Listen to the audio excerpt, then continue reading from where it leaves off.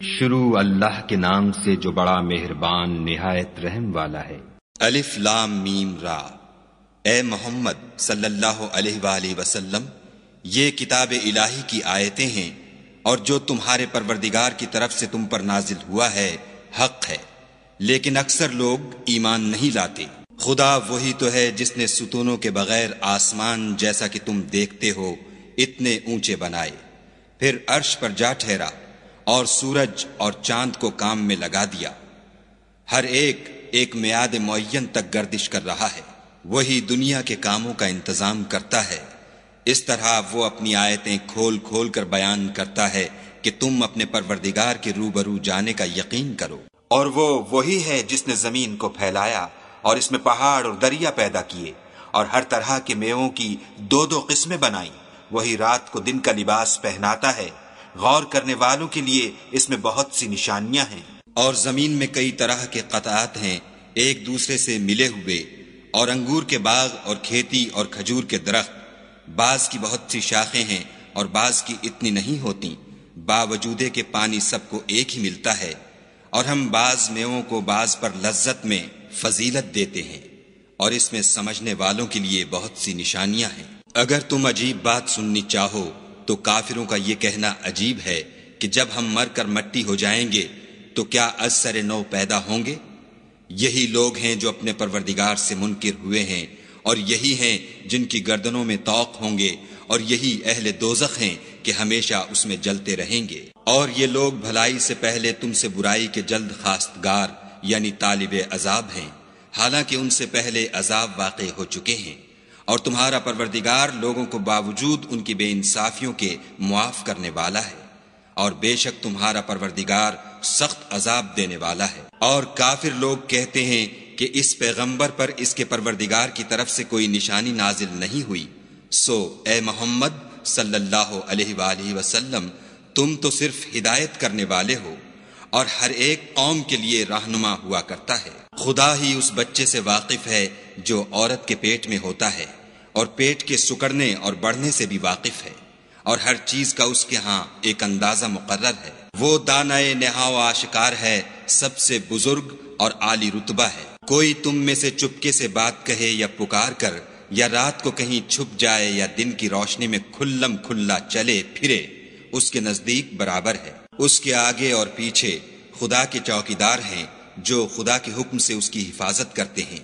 خدا اس نعمت کو جو کسی قوم کو حاصل ہے نہیں بدلتا جب تک کہ وہ اپنی حالت کو نہ بدلے، اور جب خدا کسی قوم کے ساتھ برائی کا ارادہ کرتا ہے تو پھر وہ پھر نہیں سکتی، اور خدا کے سوا ان کا کوئی مددگار نہیں ہوتا۔ اور وہی تو ہے جو تم کو ڈرانے اور امید دلانے کے لیے بجلی دکھاتا اور بھاری بھاری بادل پیدا کرتا ہے، اور رعد اور فرشتے سب اس کے خوف سے اس کی تسبیح و تحمید کرتے رہتے ہیں۔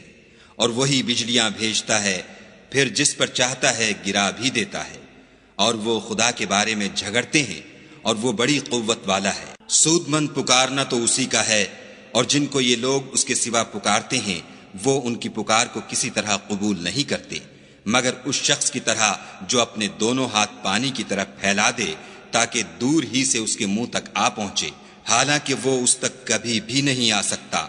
اور اسی طرح کافروں کی پکار بیکار ہے۔ اور جتنی مخلوقات آسمانوں اور زمین میں ہے، خوشی سے یا زبردستی سے خدا کے آگے سجدہ کرتی ہے، اور ان کے سائے بھی صبح و شام سجدے کرتے ہیں۔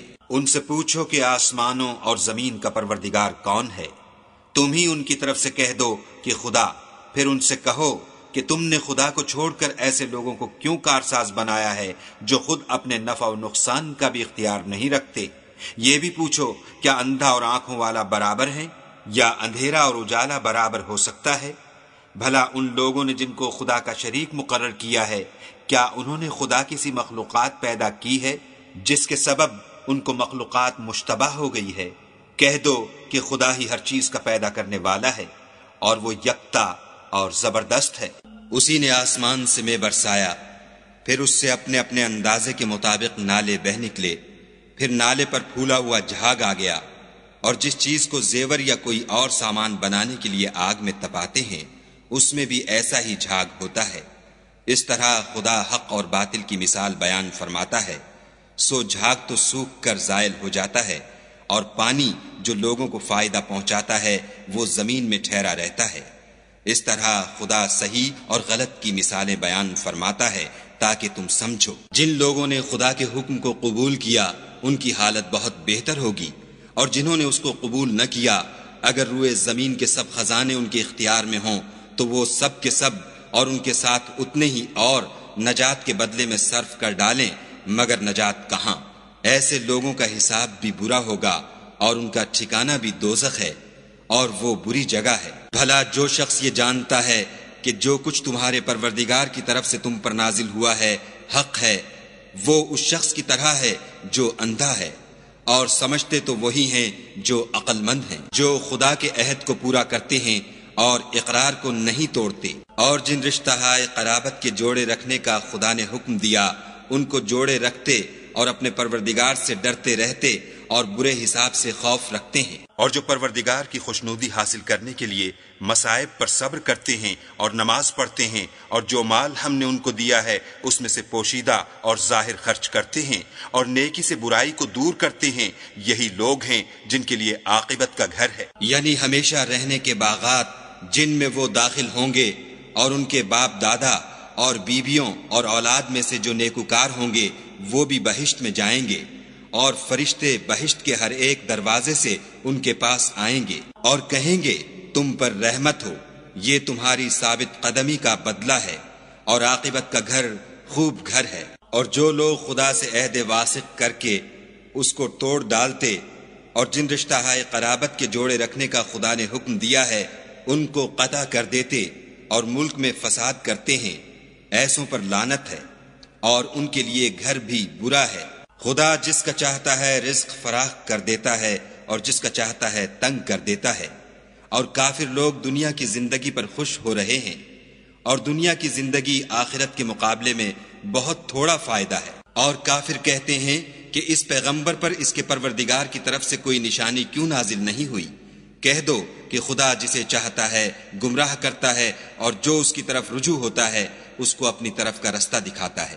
یعنی جو لوگ ایمان لاتے اور جن کے دل یاد خدا سے آرام پاتے ہیں ان کو، اور سن رکھو کہ خدا کی یاد سے دل آرام پاتے ہیں۔ جو لوگ ایمان لائے اور عمل نیک کیے ان کے لیے خوشحالی اور عمدہ ٹھکانہ ہے۔ جس طرح ہم اور پیغمبر بھیجتے رہے ہیں اسی طرح اے محمد صلی اللہ علیہ وآلہ وسلم ہم نے تم کو اس امت میں جس سے پہلے بہت سی امتیں گزر چکی ہیں بھیجا ہے، تاکہ تم ان کو وہ کتاب جو ہم نے تمہاری طرف بھیجی ہے پڑھ کر سنا دو۔ اور یہ لوگ رحمان کو نہیں مانتے، کہہ دو وہی تو میرا پروردگار ہے، اس کے سوا کوئی معبود نہیں، میں اسی پر بھروسہ رکھتا ہوں اور اسی کی طرف رجوع کرتا ہوں۔ اور اگر کوئی قرآن ایسا ہوتا کہ اس کی تاثیر سے پہاڑ چل پڑتے یا زمین پھٹ جاتی یا مردوں سے کلام کر سکتے تو یہی قرآن ان اوصاف سے متصف ہوتا، مگر بات یہ ہے کہ سب باتیں خدا کے اختیار میں ہیں۔ تو کیا مومنوں کو اس سے اطمینان نہیں ہوا کہ اگر خدا چاہتا تو سب لوگوں کو ہدایت کے رستے پر چلا دیتا، اور کافروں پر ہمیشہ ان کے اعمال کے بدلے بلا آتی رہے گی یا ان کے مکانات کے قریب نازل ہوتی رہے گی، یہاں تک کہ خدا کا وعدہ آ پہنچے۔ بے شک خدا وعدہ خلاف نہیں کرتا۔ اور تم سے پہلے بھی رسولوں کے ساتھ تمسخر ہوتے رہے ہیں، تو ہم نے کافروں کو مہلت دی پھر پکڑ لیا، سو دیکھ لو کہ ہمارا عذاب کیسا تھا۔ تو کیا جو خدا ہر متنفس کے اعمال کا نگراں و نگہبان ہے وہ بتوں کی طرح بے علم و بے خبر ہو سکتا ہے؟ اور ان لوگوں نے خدا کے شریک مقرر کر رکھے ہیں، ان سے کہو کہ ذرا ان کے نام تو لو۔ کیا تم اسے ایسی چیزیں بتاتے ہو جس کو وہ زمین میں کہیں بھی معلوم نہیں کرتا، یا محض ظاہری باطل اور جھوٹی بات کی تقلید کرتے ہو؟ اصل یہ ہے کہ کافروں کو ان کے فریب خوبصورت معلوم ہوتے ہیں، اور وہ ہدایت کے رستے سے روک لیے گئے ہیں، اور جسے خدا گمراہ کرے اسے کوئی ہدایت کرنے والا نہیں۔ ان کو دنیا کی زندگی میں بھی عذاب ہے اور آخرت کا عذاب تو بہت ہی سخت ہے، اور ان کو خدا کے عذاب سے کوئی بھی بچانے والا نہیں۔ جس باغ کا متقیوں سے وعدہ کیا گیا ہے اس کے اوصاف یہ ہیں کہ اس کے نیچے نہریں بہہ رہی ہیں، اس کے پھل ہمیشہ قائم رہنے والے ہیں اور اس کے سائے بھی۔ یہ ان لوگوں کا انجام ہے جو متقی ہیں، اور کافروں کا انجام دوزخ ہے۔ اور جن لوگوں کو ہم نے کتاب دی ہے وہ اس کتاب سے جو تم پر نازل ہوئی ہے خوش ہوتے ہیں، اور بعض فرقے اس کی بعض باتیں نہیں بھی مانتے۔ کہہ دو کہ مجھ کو یہی حکم ہوا ہے کہ خدا ہی کی عبادت کروں اور اس کے ساتھ کسی کو شریک نہ بناؤں۔ میں اسی کی طرف بلاتا ہوں اور اسی کی طرف مجھے لوٹنا ہے۔ اور اسی طرح ہم نے اس قرآن کو عربی زبان کا فرمان نازل کیا ہے، اور اگر تم علم و دانش آنے کے بعد ان لوگوں کی خواہشوں کے پیچھے چلو گے تو خدا کے سامنے کوئی نہ تمہارا مددگار ہوگا اور نہ کوئی بچانے والا۔ اور اے محمد صلی اللہ علیہ وآلہ وسلم، ہم نے تم سے پہلے بھی پیغمبر بھیجے تھے اور ان کو بیویاں اور اولاد بھی دی تھی، اور کسی پیغمبر کے اختیار کی بات نہ تھی کہ خدا کے حکم کے بغیر کوئی نشانی لائے۔ ہر حکم قضا کتاب میں مرقوم ہے۔ خدا جس کو چاہتا ہے مٹا دیتا ہے اور جس کو چاہتا ہے قائم رکھتا ہے، اور اسی کے پاس اصل کتاب ہے۔ اور اگر ہم کوئی عذاب جس کا ان لوگوں سے وعدہ کرتے ہیں تمہیں دکھائیں، یعنی تمہارے روبرو ان پر نازل کریں، یا تمہاری مدت حیات پوری کر دیں، یعنی تمہارے انتقال کے بعد عذاب بھیجیں، تو تمہارا کام ہمارے احکام کا پہنچا دینا ہے اور ہمارا کام حساب لینا ہے۔ کیا انہوں نے نہیں دیکھا کہ ہم زمین کو اس کے کناروں سے گھٹاتے چلے آتے ہیں، اور خدا جیسا چاہتا ہے حکم کرتا ہے، کوئی اس کے حکم کا رد کرنے والا نہیں، اور وہ جلد حساب لینے والا ہے۔ جو لوگ ان سے پہلے تھے وہ بھی بتہری چالیں چلتے رہے ہیں، سو چال تو سب اللہ ہی کی ہے۔ ہر متنفس جو کچھ کر رہا ہے وہ اسے جانتا ہے، اور کافر جلد معلوم کریں گے کہ عاقبت کا گھر یعنی انجام محمود کس کے لیے ہے۔ اور کافر لوگ کہتے ہیں کہ تم خدا کے رسول نہیں ہو۔ کہہ دو کہ میرے اور تمہارے درمیان خدا اور وہ شخص جس کے پاس کتاب آسمانی کا علم ہے گواہ کافی ہیں۔